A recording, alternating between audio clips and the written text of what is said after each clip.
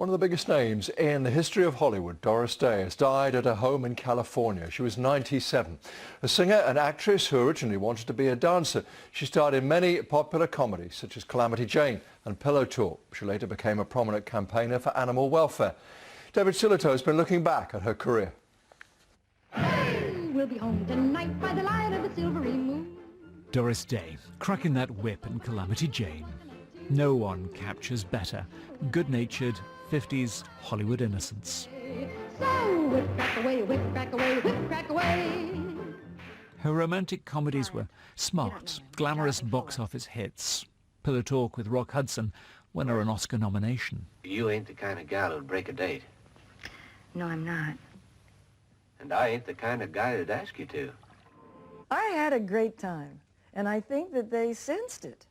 That fun. And wear all the gorgeous clothes and work with Rock Hudson and James Garner and Clark Gable, and, you know, I mean, how bad can it be? As a child, the young Doris Mary Anne Kappelhoff wanted to be a dancer, but a car accident ended that dream.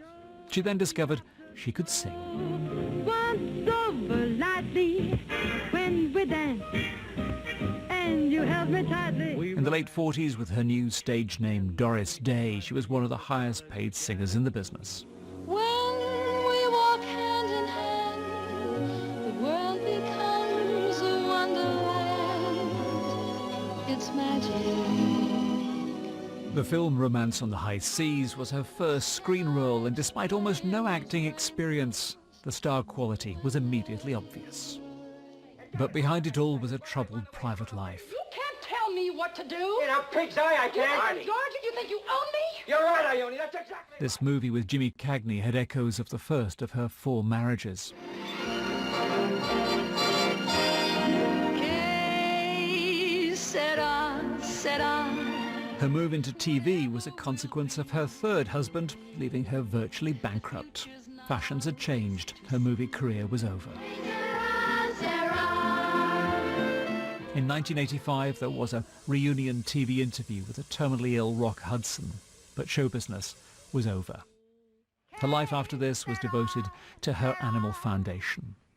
Her final wishes: no funeral, no grave marker. Her memorial will be her films. Que sera, sera. What will be, will be. I spoke just a short while ago to Mary Ann Kappelhoff, friend and former employee of Doris Day, and asked her how long she'd worked for her. A little over 4 years, and it was just a dream come true. And I still today, it's almost hard to believe that I was that close and actually lived with her for over a year. And she's just an awesome lady, and it was very sad to get the news today, but she's in a much better place.